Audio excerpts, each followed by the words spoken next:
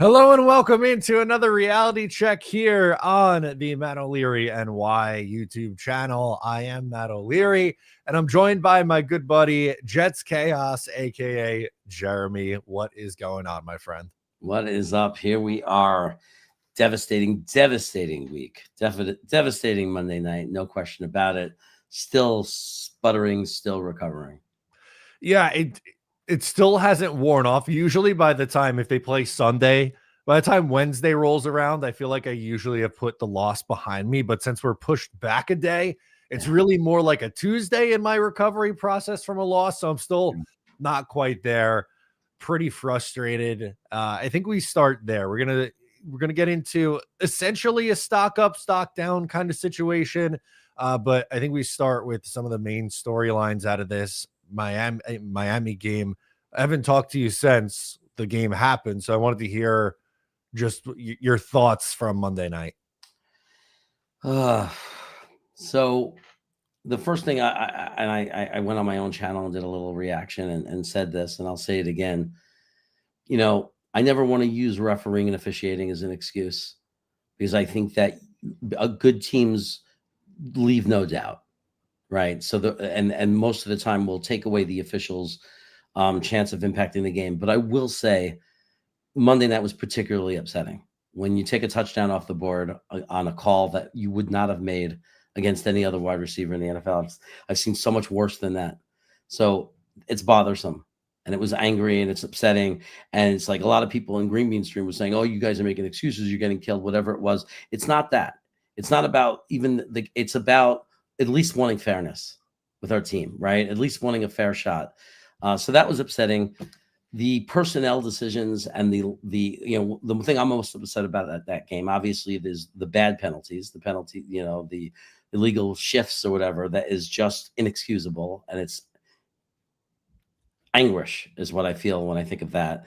And then to me, it's a lot about a lot of anger towards the defensive coordinator, who's had 4 weeks and has made no adjustments at all, continues to play zone, continues to fail to coach the players on how to play zone, the miscommunications, the wide open receivers through holes in that zone. All of it makes no sense to me. And then the personnel decisions. I just don't understand the personnel decisions. Why is Tony Adams playing all these reps and Malachi Moore is not? Somebody has to explain it to me. How bad do you have to be to lose your starting job? Where's the accountability? Yeah, and that's, I think, a good jumping off point here into our conversation. I think Steve Wilkes is going to take up a big portion of this first kind of intro segment. And he's been talked about a lot amongst Jet fans over the last few weeks. And I think, unfortunately, when your defense comes out and plays the way that it has through the first month of the year, they've only had one game where they've held their opponent under 25 points of offense. Like, that's just not going to be good enough, obviously. And I feel like he's very, very stubborn. Like, clearly the blitzes aren't getting home. And I know you mentioned zone, but when they do play man, I think they're getting beat on it in third down. It feels like they send the blitz on third down. They're in man coverage. They get beat.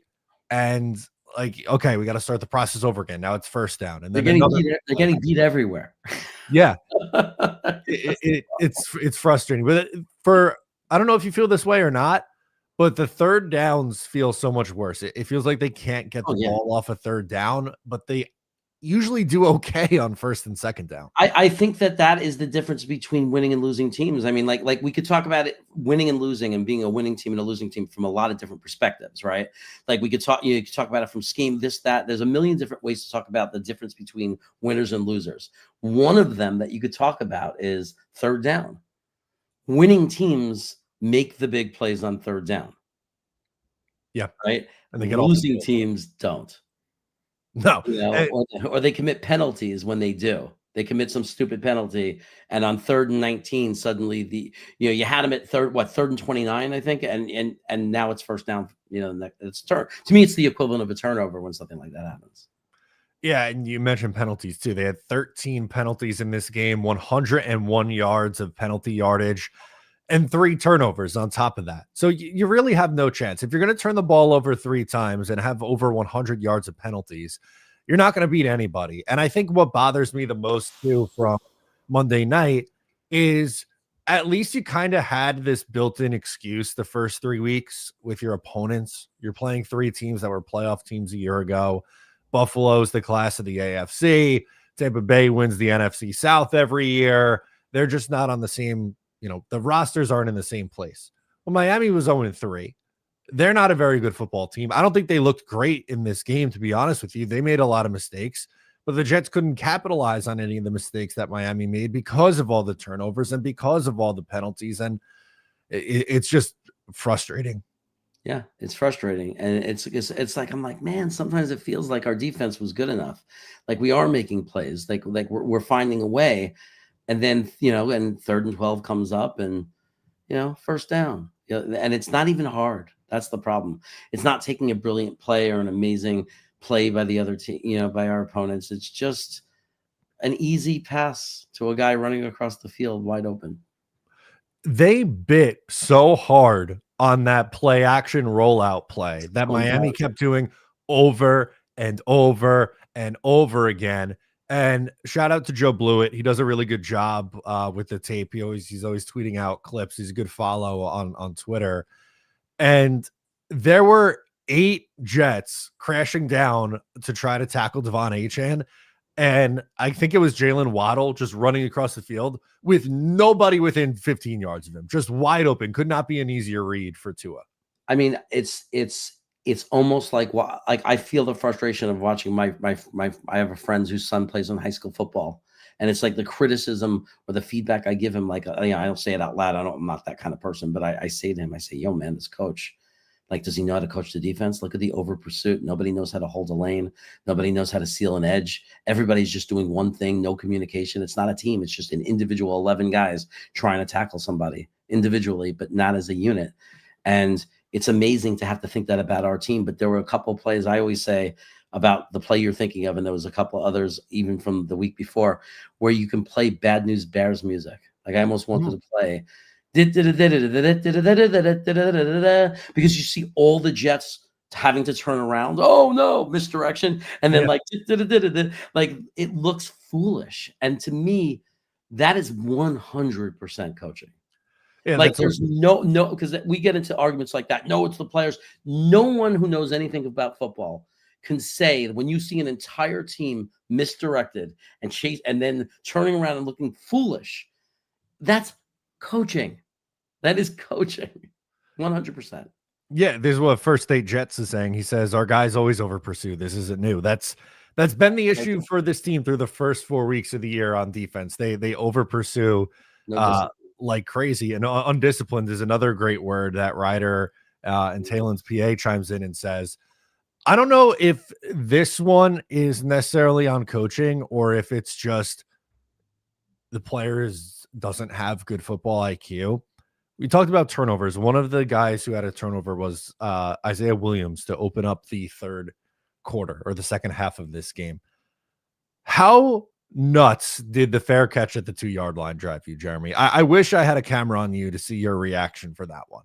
Again, if you don't want to blame coaching and you want to blame that player, then how did we, out of all the guys we could have picked up to punt return, how did we get this guy? How did we get a guy that had 12 muffs or fumbles in college? Right. I mean, a guy has a bad track record, just as bad as Gibson did. We bring him in, and even if it's hard to not I can understand the coach is saying, well, we thought he knew that. You think that I know that, and I never played in the NFL. I never even played high school football. And I know that if I'm returning a punt just as a fan and I'm standing on the 3-yard line, you don't call a fair catch. There's no reason. It makes no sense. Makes zero sense. Because there's nothing worse than that scenario of making that fair catch. Like anything you do is better except doing a bad job of getting away from the ball and it hits you and bounces off of you. But other than that, it's either, and they're coached to do that. Like when you do that, when you allow the ball to bounce into the end zone, you're coached to keep your eye on the ball and make sure it doesn't bounce weirdly and hit you. So I don't understand how you could, like when you're walking back to field that punt, it's not like it was an 80-yard punt. You didn't expect to be back that far. He lined up on the 5-yard line. So how are you not thinking to yourself, if they punt it to me, let it go? So it goes into the end zone. Easiest job in the world. He was lined up at the 7. If it's hit behind you, don't move. Don't go after it. Let it go in the end zone. It's just an unbelievable, inexcusable play. Inexcusable. And like I said, there are so many guys that make rosters that are on practice squads that you could poach all over the league that are capable of returning punts. Why can't we get this right? We all had a guy we all liked. His name was Pritchett. Where's he?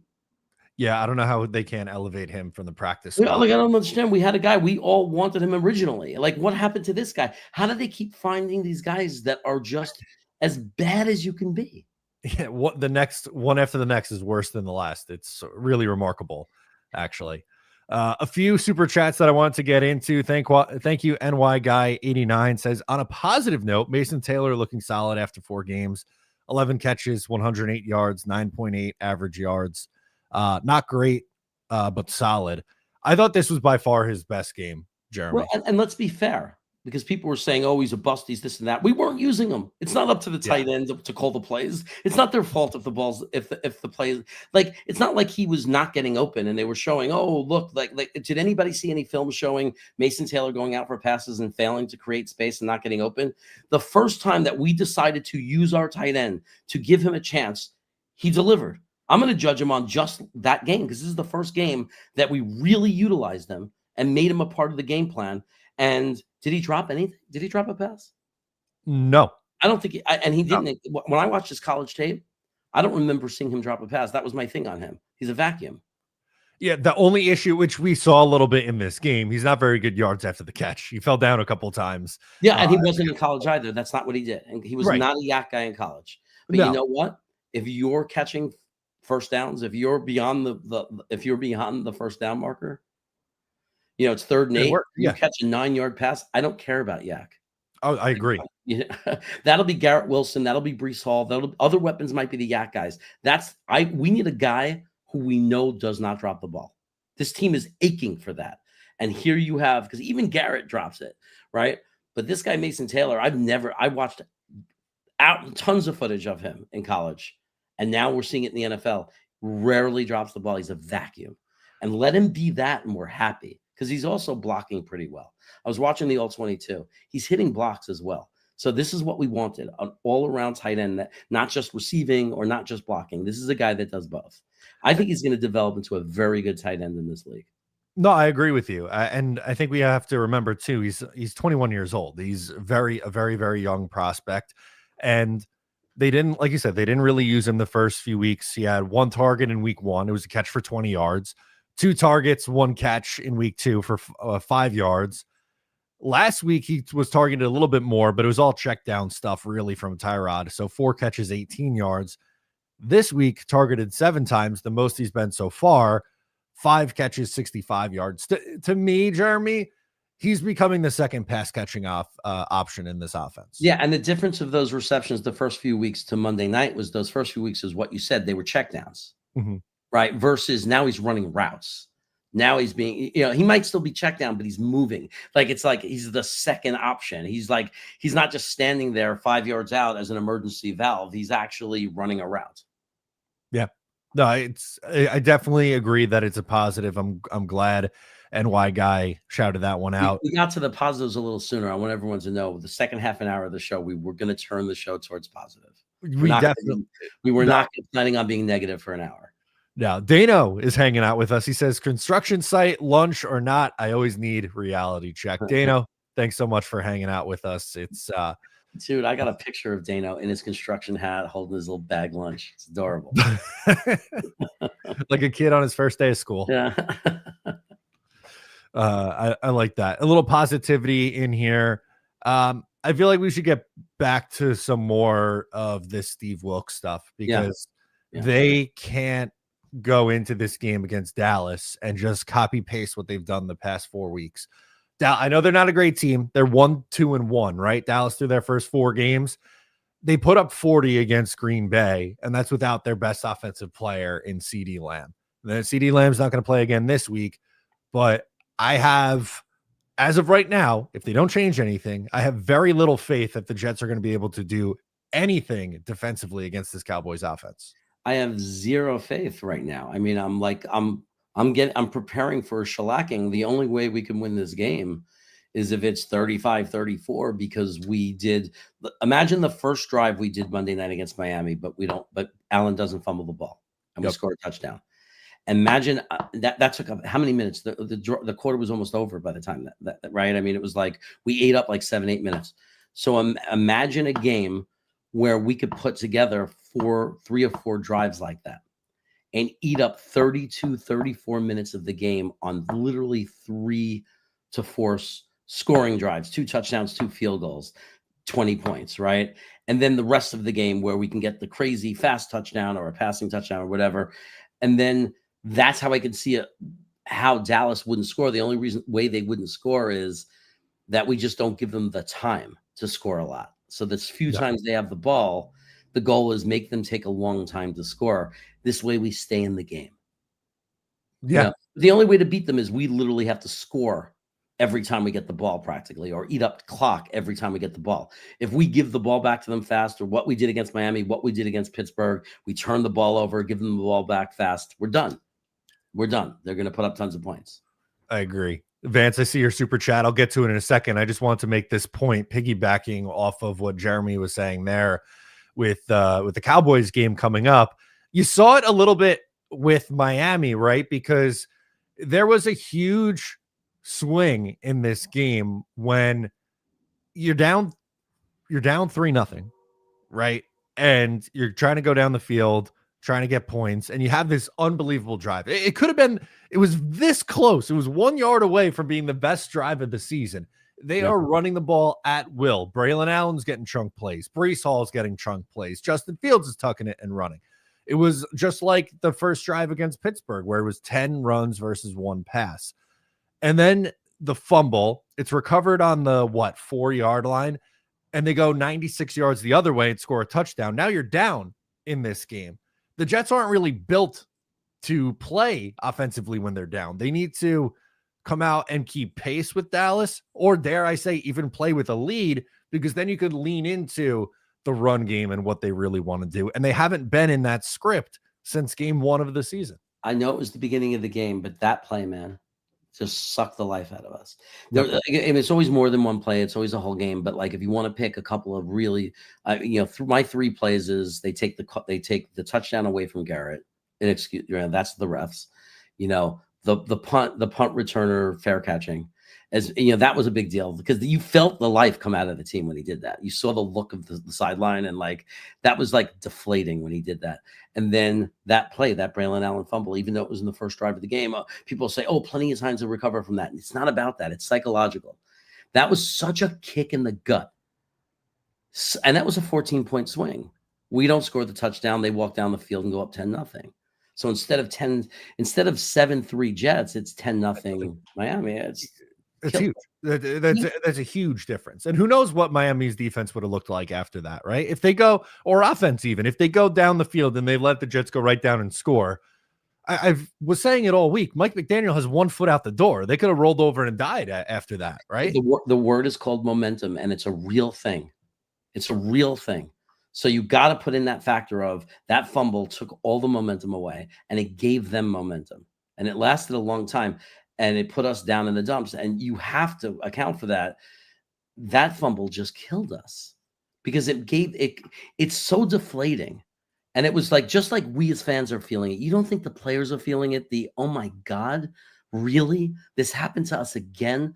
I mean, it's so bad that it wasn't even a surprise. No, like it wasn't even a surprise, because it's such just normal Jet life for us. Every week through each of these 4 games, there's been a play that you can go to and circle and be, oh man, that was the turning point.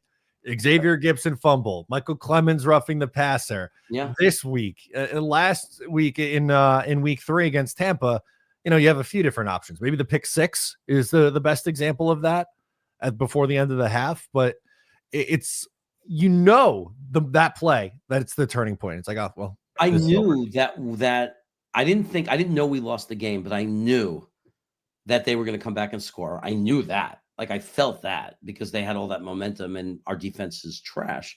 So I knew they were going to come back and score. But I felt like this is going to be one of those games where like against Tampa, we're going to have to like pull off a whole big comeback thing. Like I knew it. I said we're at halftime we're going to be miserable, and we're going to be having to like hope that he gives them some kind of speech and somehow turns this around. But you're right. It's like a couple of key plays each week. And when I say it's a Jets thing, people say, well, that happens to other teams all the time. It doesn't happen to other teams as often. What I'll say is a lot, except for maybe Cleveland, a couple of teams, they'll have it happen to them once in a season. But what I'm saying is, and what you're saying is, it's every week. Every week there's some play that makes no sense, some ridiculous play, or some horrible fumble, or like the Michael Clemens call. Oh my God, like baffling. And it's just week after week. It's always something. They have to know it. The players have to be aware of it too. And that's why I think they just fumble. They fall after that. They go down and you go, oh, here we go again. And it's frustrating that it happens every week. We got a few more super chats to rip through. Thank you guys for the donations. Vance says Olu and Membou has been studs. Membou will start with first. Membou is looking like, and I sent it in our what did I say to our chat, our private chat? Looking like a future All-Pro. Future All-Pro. I watched it, and I didn't say that from the game, and I'm not saying that from reading PFF scores. I saved it, and I waited until I had time. I woke up at 6:30 a.m., and the first thing I did was put on, I have the full NFL Premium Plus. I watched back the All-22, and I focused on Membou, and I said, oh, my God, he's an All-Pro. He's a future All-Pro. He's been unbelievable through the first 4 games. Hasn't allowed a sack yet, right? Like still doing his thing. He's dominating. And I know people were really down on Olu after the last couple of weeks, but this was by far his best game of the season, I thought. Olu left tackle is an interesting position. And, I've seen lots of great left tackles not start off great. People are saying, yeah, but Joe Alt. Forget Joe Alt. Joe Alt is a generational. Well, he started at right tackle too, even though. Right, and he started at right tackle, but he's a generational phenomenon. Like you can't compare anyone to that. Like you certain things that just put that aside. Let's be normal and come back to earth. Membou is, if you look at like Andrew Thomas for the Giants, their best tackle, he was terrible his rookie year.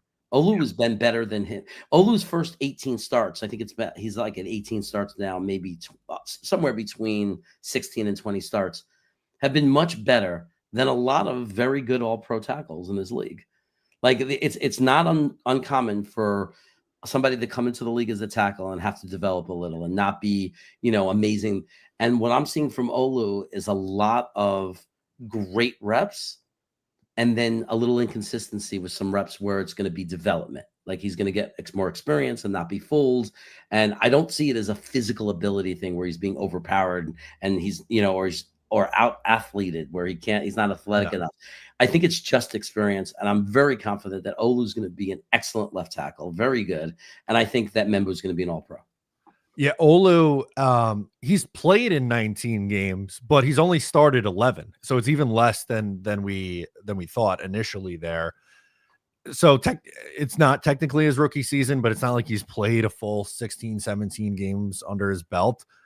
It's going to be a little bit bumpy for those guys, but I've been saying it. I'm not worried about Olu, and especially him having a game like that should put, so any of those who were doubting Olu, maybe quiet him down for a few weeks. Yeah.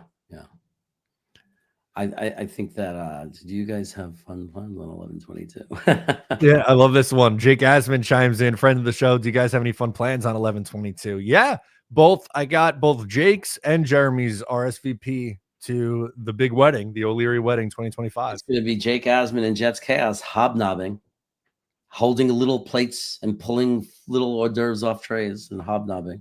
Dude, the lineup for the cocktail hour, food-wise, I'm excited for. I'm so excited. I love Long Island, New York weddings. You got to understand, people from New York, in New Jersey, you don't understand. The weddings aren't the same everywhere else in the country. Like this is like Northeast kind of thing. You go to weddings in other parts of the country, it's honor bar, you're paying for your drinks, and it's a dinner, a 3-course maybe dinner, salad dinner, and there's no hors d'oeuvres, none of that. I'm telling you, I've been to weddings in California where I leave the wedding and go get something to eat. Like go to In-N-Out Burger. Like I miss this kind of wedding, man. I miss the full thing. But I'll let you talk. We got a ton of great stuff for the cocktail hour. Dinner, you start with a nice burrata salad, which I feel like that chimes it up a little bit. You'll have options. You get a steak, a fish, a chicken, whatever for the dinner, the cake for dessert, and then after party. I haven't told you this yet. After party sports bar themed. So like wings, potato skins, fries, sliders. Hell yeah. You ready for that? You gonna strap on the feedback or what? That's the cocktail hour or the main dinner? No. The after party. So after the after the ceremony ends, we go back to the wedding. After the wedding, you go back into the cocktail hour room, and we got wings, sliders, fries, potato skins. It's almost like you went to Taylor and said, "I really want to make Jeremy's flight from California to Long Island worthwhile." Oh. Yes. That's just the food. That's not even the party part. We're gonna have a great time at the party, but I'm excited. Yeah, I'm gonna. Hey, Jake, I'll buy you a slider at the after party. There you go. Love that. Thank you, Jake. Excited to see you guys in just a few weeks. It's coming up quick. Nosekill says, meanwhile, Rodgers fumbles and the ball flies in the air 10 yards to his lineman's hands like he pressed the lateral button in Madden. It does feel like, Jeremy, that the Jets just don't have any luck with fumbles. Quinnen forced a fumble in this game. There was one, I think, Tua dropped the snap and ended up picking it up too. Through 4 games, they don't have a turnover. That is a shocking stat for any football team. 4 straight games with no turnovers. Amazing. That's it. That's all you got for me. Sorry, I got distracted. Let's see. Ball flies and tell you. Yeah, look. The Frankie said it during the game. He goes, "Does the ball ever bounce our way? Like, does it ever bounce our way in a million years? Does it ever bounce our way? I can't believe everybody else. Exactly what Nosekills is saying. I have no words for that. It just goes back to this one thing. We can never rely on luck or any kind of good fortune to win. Like for us to ever win, we're just going to have to all out win." Yeah, you got to scratch and claw and fight and get every inch you possibly can because a ball's not bouncing your way. And man, if there was ever a week to do it against Miami, and Tua going into that game had 5 turnovers through 3 games. Yeah, it's crazy. Are you okay over there? You're making me nervous. Sorry. I got this freaking guy, this air conditioning guy. A million times we told him 1 to 3 window. And in sessions, he's calling me. During shows, he's calling me. I can't answer the phone. And the guy keeps trying to cancel the appointment like we're not home, even though we've told him a million times. It's like I'm dealing with a freaking jet. New York Jets mentality. Like get it through your heads. We're here. I promise. Yes. We're here. Like we're home. And then they're calling from like some number that you can't text. So I can't even do the, I'll call you right back. I can't even do that. It's so annoying. It's never easy. Never ends. Brian Bogan, he chimes in. He gets in on the fun. Says, imagine if Will McDonald was on the Chiefs or something. The networks wouldn't shut up about him. Kids proving us all wrong after that draft. I mean, yeah, the Jets are never in any opportunities where he can pin his ears back and go. I think he had 3 or 4 pressures in this game on like 14 pass rush reps and drew a holding penalty too. I know he didn't rack up a sack in this game, and eventually, right, you want the guy to get sacked, the sack numbers up, but he was disruptive in this game. Yeah. No. Look, the problem that Will McDonald the one thing he has to do is be able to play better against the run. There's got to be a reason why he's not in the game on running downs. Why Clemens plays more reps than him, and the reason is that obviously he's got to improve his run defense, right? Because that's got to be the explanation of why I really don't want to see Will McDonald just fall into we picked him 15th overall in the draft. I do not want to see him just end up a pass rush specialist that plays on 3rd and long situations or the end of the game situations. Like that's not what I at least signed up for. I thought we were signing up for. This kid has got to develop, he's got to be on the field more. He has to. And He was on, I think it was 53% for him, and Michael Clemens played 71%. Now, to be fair to Clemens, it was actually one of his better games, but it's still shocking that they aren't even utilizing Will McDonald to his full potential, I feel like. Yeah, yeah. And no, I don't like. Look, I don't like any of the personnel decisions. Somebody in the chat said, "Why are you being so negative? They have too many holes in their roster. It's not their fault." No, I'm not. I'm not expecting 4-0. What I'm saying is, even with the holes in the roster, they should be better than what they are. Like, you cannot tell me that it's what Michael Carter was always this bad. Our linebackers were always this bad. Our secondary was always this bad. Like, don't tell me that we have so many holes that there's like that we can't play better than the way we've been playing. Like the 3rd and 29 roughing call or whatever that made it first down, right? That's not about, oh, we didn't have the talent. Like, there's things going wrong on defense that's beyond, that's more than just, oh, we don't have the talent. It's coaching things. We're over pursuing. We're not sealing these. That's not talent. That's coaching. And there are players that have played in other seasons for other coaches that have been able to do this. So it doesn't make any sense. Like, no, it is clearly coaching. Like, and I'm not bashing them to the point where I'm saying fire the coaches. I mean, maybe Wilkes. If our defense does this all year, you have to fire him. You have to. If you're Aaron Glenn, you have to fire him to protect your own job. Yeah, I don't even know if he makes it through this. You can't bring back a defensive coordinator if he doesn't improve. If we're giving up 30 points a game all year, you have to fire him.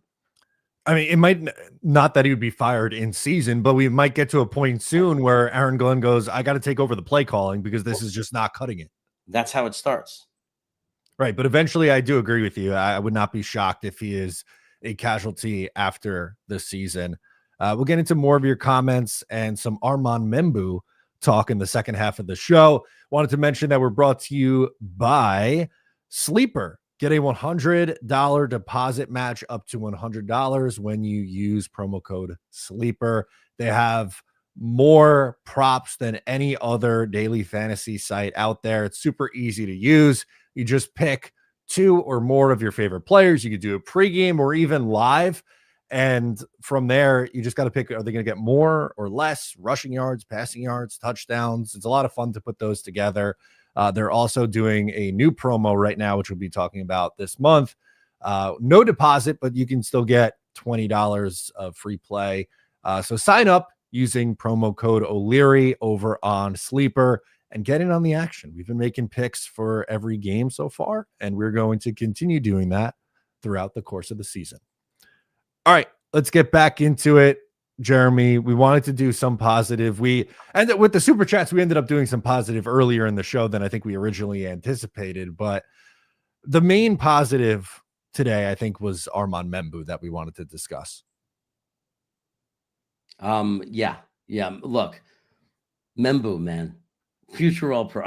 But it's not just Membou. Did I answer? Did I'm responding incorrectly to what you asked me? No, are you okay, Jeremy? I'm distracted. No. Look, you want to talk about the stock that's up, the good, the positive, right? Our offensive line. It's not just Membou. Overall, our offensive line is good, and that's after losing AVT, right? It's not good just because of the individual talent. I think it's good because we had individual talent last year and we sucked. This is the other side of the coaching spectrum. The offensive coaching has been very good overall. It's not perfect. There's things that we're complaining about, but overall it's been better than we've seen in a really long time.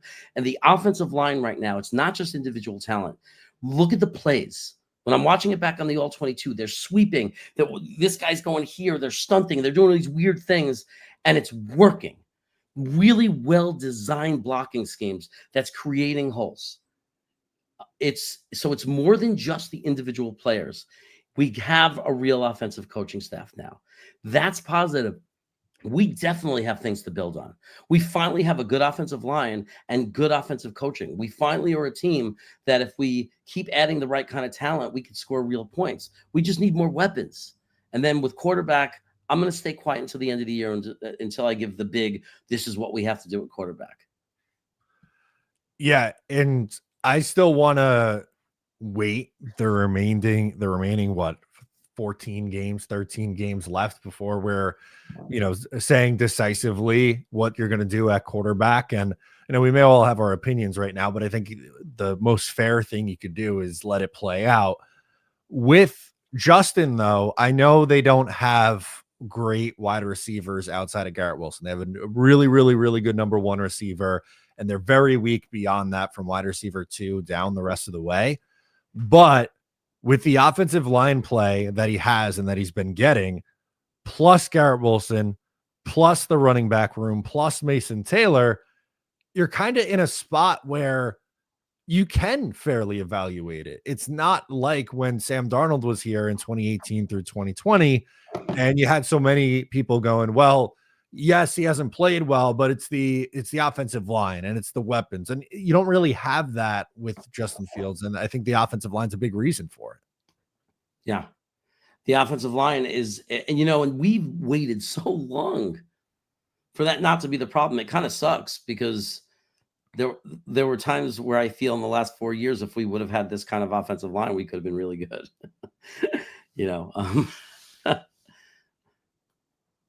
Just saying. No, they definitely could have. That's been an issue that they've been trying to figure out for a really long time. They obviously have to make a decision at guard with John Simpson and Elijah Vera Tucker's contract coming to an end at the end of this season. I think Joe Tippmann moving over and playing guard and playing well makes that a little bit easier. I think you could pick one. I would lean John Simpson because I know AVT is an incredibly gifted player, but just the injuries over the years, I wouldn't feel comfortable, sticking with him as the answer as a starter.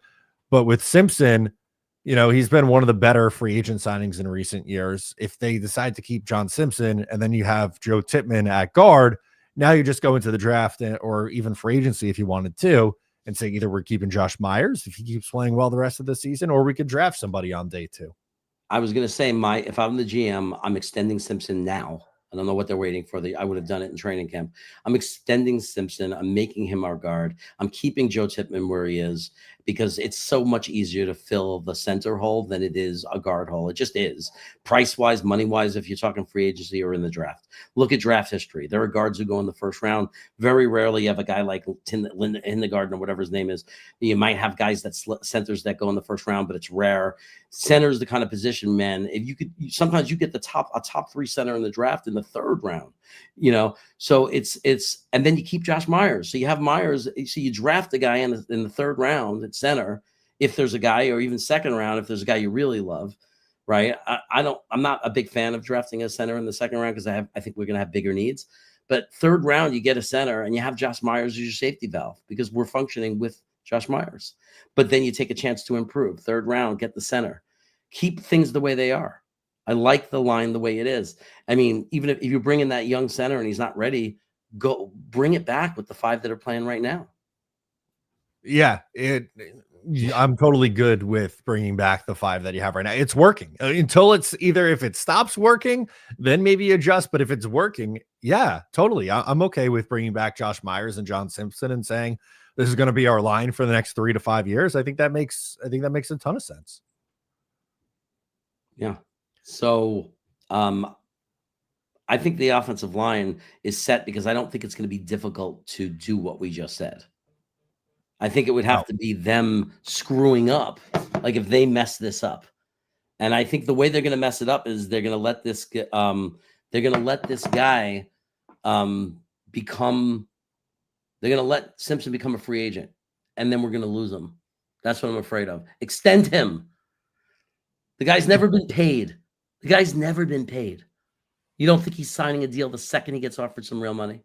Yeah, and I don't think it's going to be crazy money either. Like, it's not going to be $20 million a year to keep John Simpson. No, he's making what, 8 or 9 now? 12 to 15 is probably enough to do it. I was thinking that if you do it right now, you might get him 10. Maybe I'm wrong. Maybe it is 12, but it's definitely not higher than that. Maybe if you do it, like, it depends on the years, right? If you want to go a little higher and only guarantee 2 years, or do you want to go a little lower, but he gets guaranteed more years, right? However you work it out. So, length of contract and guaranteed money have a lot to do with this, but you can get him right now at a very realistic price. If he continues this year, which I think he will, This offensive line is going to be rated very high. People are going to see the performance and see that he's done a good job. And someone's going to come along desperate for a guard and pay him $15 million. Yeah. That's what I think is going to happen. Or someone's going to pay him the same thing we're offering him, $12 million. And he goes there because he's just like, man, this is a shithole, this place. Like maybe it's a team that he believes has a better chance to win. That could be. And hopefully that's not the case, because I'd like him here for the next few years. I think there's a really good question from Broadway Jets. NYJ Matt wants to know, why can't the Jets run a screen pass? It's such a good question. Why, Jeremy? Why don't they run? I don't think it's what can't. I think it's the wrong word. I think the word is why won't. Why won't they? I'm sure that's the way he meant it. But I mean, but let's make sure that we understand it, because this is not about capability. We have the athleticism in our offensive line to run screens. We definitely do. These guys are all over the place, right? We have the running backs to do it. We have the receiver. We have tons of options to run the screen. So the question really becomes, why won't they? Why are they refusing to? Why are they making this so hard? Why don't we get the extra advantage every other team gets, and once in a while be able to just do a screen pass? Two things. One, you have a receiving back like Breece Hall, or even Braylon Allen and Isaiah Davis can catch passes too. Let's not pretend that they have, brick hands. They're totally capable pass catching backs also. And not for nothing too, Buffalo and Tampa Bay, they were blitzing the hell out of the New York Jets. Is a screen pass not a perfect kind of way to combat when the other team sending the house, doing a zero blitz against you? I thought it was football 101. But you know what? But that's the thing, when I said it's not been perfect, but overall it's really hard to complain about this offensive, coach and the OC Estran, and because overall we still have better than we've had forever. This kind of question is just more baffling to me. Because we know they're smart. They have great schemes. They're doing some really good stuff. Right. But then on the other hand, the play calling is isn't that football 101? They're blitzing you all the time. They're going to do it against Tampa also. Why aren't we doing? Everybody knows football 101. Yeah. Screen pass. They're blitzing you. Screen pass. And dump it. Yep. And just dump it off. I mean, or being able to call a play, an RPO type play where you're throwing at the blitz, right? Because you're supposed to throw at the blitz. Where's it coming from? That's where you're throwing. So, I mean, but this is all about coaching and preparation. It's a frustrating one, but I think it's a great question from Matt here, because it is more frustrating that they're not doing it. That seems like an easy solution to some of the problems that they've been having on offense. So I think it's a good call out from him. Vance is back with another super chat. Says, anyone in college for wide receiver 2 for G5 that you guys like? Well, it depends on what they're doing in the first round. But if for whatever reason, they decide they're not taking a quarterback, or Justin Fields is the answer, whatever, Jordan Tyson is very enticing at Arizona State. That would be a first round target. Every year, Arizona State's going to produce these wide receivers now that we. Yep. Ted McMillan, right? I think I thought, there was a wide receiver. Was it for Oregon, or I'm thinking from one of the teams? Somebody caught my eye as being really good. No. Geez, what's his name? The guy. Sorry, is it for Ohio State or? Oh, the Ohio State receiver. No, there's a receiver. I I thought maybe for Cornell Oregon. Tate. No, he's good, but there's another guy, and I don't know why. I'm just drawing a blank. There's a guy who is just. I actually texted Tigo. I said, "Oh my God, are you watching this wide receiver? He's so good." And I'm just forgetting. But I haven't started prospecting yet, so that's why. Quarterbacks, we know because everybody follows quarterback. When you're a team that might be drafting a quarterback, everybody follows quarterbacks, right? Yeah. But I haven't started prospecting. I haven't done. Me and Dom has, but I haven't started looking at his ranking and then going on and looking at tape for wide receiver. I don't do that until February. So, or if we're out of it, maybe, not February, January, when we're out of it kind of thing, but, so I don't know, but I know that there will be lots of good wide receivers. I just don't know if we're going to be, if the question is, are we drafting a quarterback? Like, how is Justin Fields going to be the rest of the year? The decision has to be quarterback first. Like, are we drafting a quarterback? And then the question becomes, if we don't do a quarterback, what are we drafting first? Now, the way this team looks right now, if you give me, like, we let's say we draft 8 and we're not taking a quarterback, I will level off edge as important as wide receiver. Okay. So it's who you love. If there's a great edge that you love, we need another edge. We really desperately do, right? So it could be either edge, wide receiver. I would value those two the same and equally. Meaning, and I would even argue you could possibly get a wide receiver in the second round in most drafts more than you would be able to find an edge. Not the Jets. Not the Jets. Not the Jets. That doesn't mean that you should stop trying, by the way. Typically, teams are supposed to be able to get wide receivers. And I know everybody's saying wide receiver, and it's all about offense and scoring points, but this defense is terrible. And if we can't start putting pressure on the quarterback, I mean, who cares that you have a second wide receiver? And if we don't have a quarterback that could even find a second receiver, I mean, let's be honest, watch the offense the way it's running now. It's either Garrett Wilson or check down. If we had another good wide receiver, how do you know that would even make? What would that mean? Because he hasn't proven that he can go through a progression, look at Garrett Wilson, and then go up to a second wide receiver, because he barely does that. Yeah, it's true. And their offense is very target heavy to Garrett Wilson, which I'm not complaining about, but it's designed that way with a purpose, because that's, the quarterback isn't really a quarterback that you want standing back there in the pocket and going through progressions and reads. It's, if he drops back, his read's not there, he's taking off and running. I mean, and look, I don't want to get into the big debate. Should we take a wide receiver or an edge, and which is more important? I think it's really silly to say, like, for example, we have to know who the players are first, right? Because it's like, what if it's not a good draft for receivers and there's a stud edge because it's a good draft for edge? You're going to tell me you're going to reach for a receiver? Like, the positions are close enough in value and importance that you're going to take the better player. Right. Like don't tell me that wide receiver is so much more important that you're going to take an inferior football player if there's an edge that you think is going to be a star edge. Like, you go for the player as long as it's a position of need. Those are equally important positions. You can get the second wide receiver. I don't know how, if we can't stop anyone from scoring, I don't know how that's going to make us a better team. Like, if you threw a better wide receiver on our team, I don't know how much it's going to move the needle. I really don't. No, it's a really good point. We had a good second wide receiver the last couple of years, and we didn't have good quarterback or play. We didn't have a good play, and it didn't mean much, did it? No. So, like, when we get I want a better wide receiver also, but until Justin Fields proves he's a guy who can utilize 2 wide receivers on a football field, or we draft a quarterback, that's when I know we definitely, that's more of a drop back passer that progresses. That's when we need that second receiver. So yes, we need a second wide receiver. We definitely do. But don't tell me it's that much more important than the edge position, because we also have just as much a need for edge, because we are not pressuring the quarterback. And that's a big part of why we're losing games right now.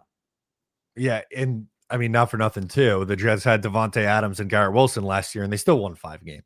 So it's not a fix-all. Right. It's not a fix-all. And we see plenty of teams winning games without any wide receivers. I mean, Kansas City is a perfect example, right? I mean, and then, so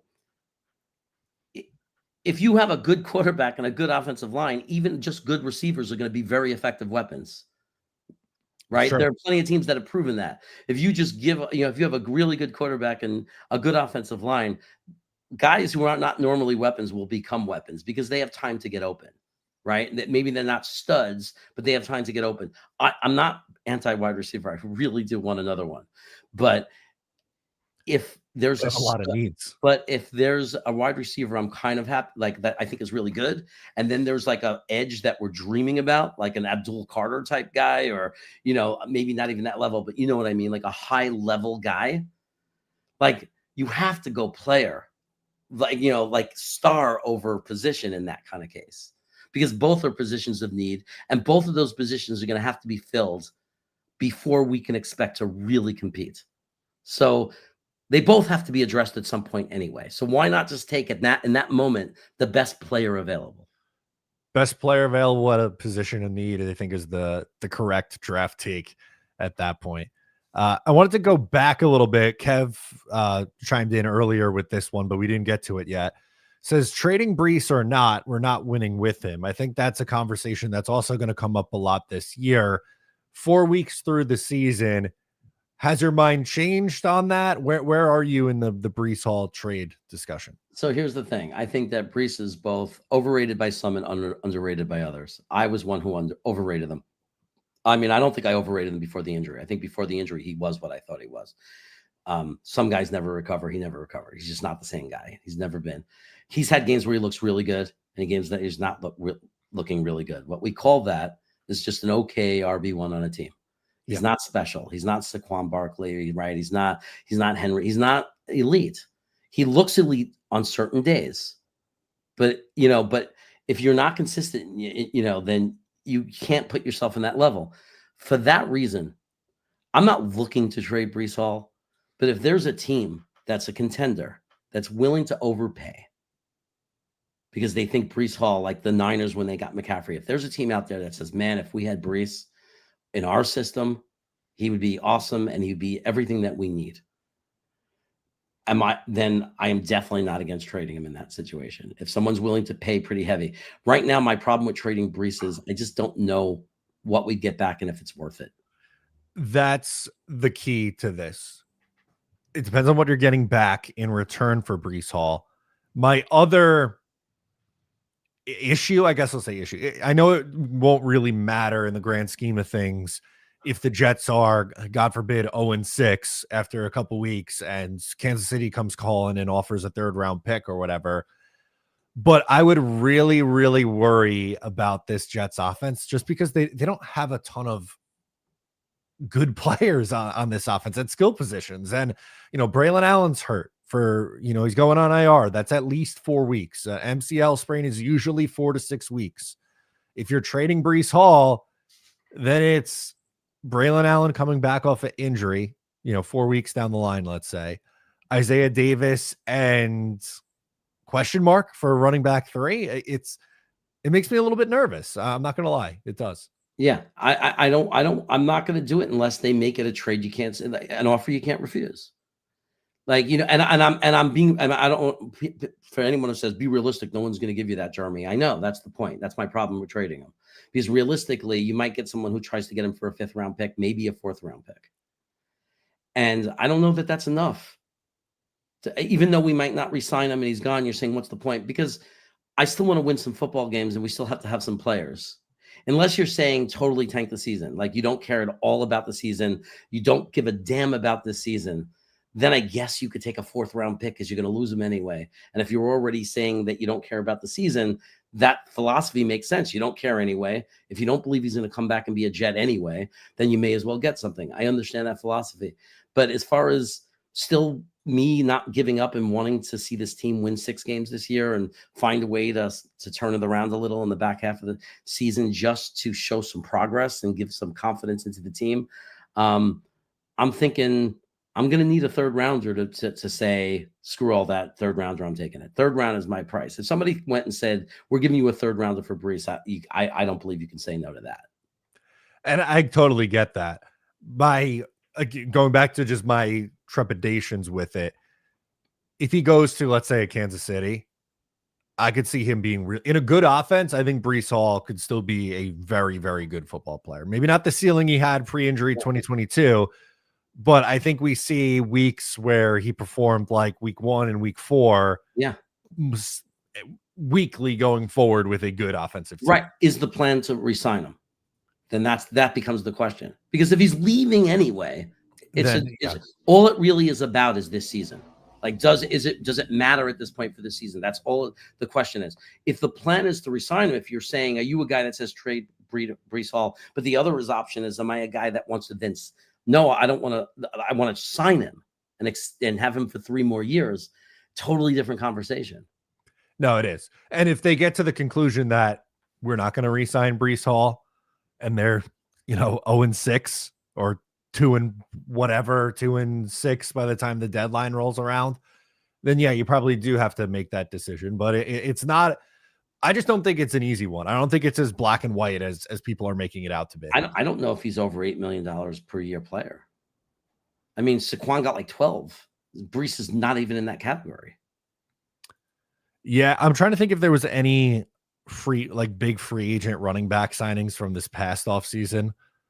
Yeah, I don't know. I don't think he gets a ton of money. Maybe Right. $10 million a year. I think 10 is the roof, Yeah, like the three for absolute ceiling. 30, something like that. And I'm thinking, given all of our holes and all of our issues, there could be an argument made to say we don't need to have to worry about a running back now.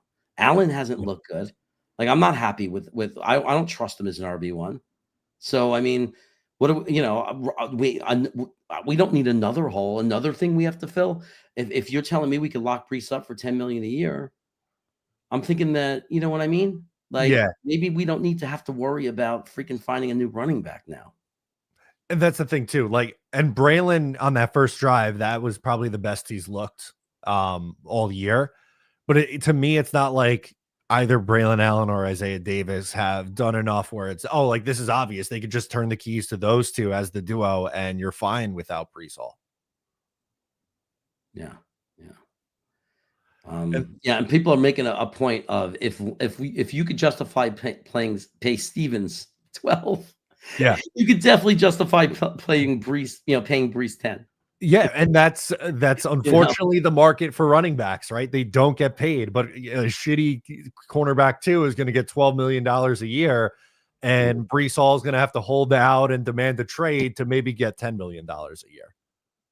It's funny, but that's how it works. So the positional value, man, like really important for this. Yeah. So anyway, we reached the hour mark of our show. It's 4:00. We've been hanging out for an hour here. Any final thoughts heading into this game against Dallas before we hop out, Jeremy? Look, I'm rooting for them. So I'm rooting for them. And I'm going to say it again. It's what I've said every week. The only way this team wins, and I'm not saying it's impossible. Dallas's defense is trash. The way this team wins is 7-8 minute drives. The drive against Miami without the fumble. If we could do that 3 or 4 times against Dallas, we have a chance in this game because we're eating up 35 minutes of clock from doing that. 33 minutes from just 3 or 4 drives, right? From 4 drives. So, and I'm not saying it's likely. It's hard to do 4 in a row, like 4 drives that are 7 to 8 minutes where you score a touchdown. This team has shown the capability to do it once or twice. Yep. We've seen multiple drives from this team where they're doing it. Dallas's defense is terrible. The only way we're going to win this game is if we do that, in my opinion, or turnovers. If they could finally crack the turnover department, that might be enough. If not, you're right. They're going to have to play a crisp game, no double-digit penalties, no turnovers on their own end, and have multiple long sustained drives. They can't fall down early in this game. If they go down early, I think it could get ugly. We'll see. I'm hoping for a win too, Jeremy, but that'll do it for us on this episode. If you're watching, make sure to like and subscribe before you hop out. I'm Matt. He's Jeremy. We'll catch you guys next week. Peace.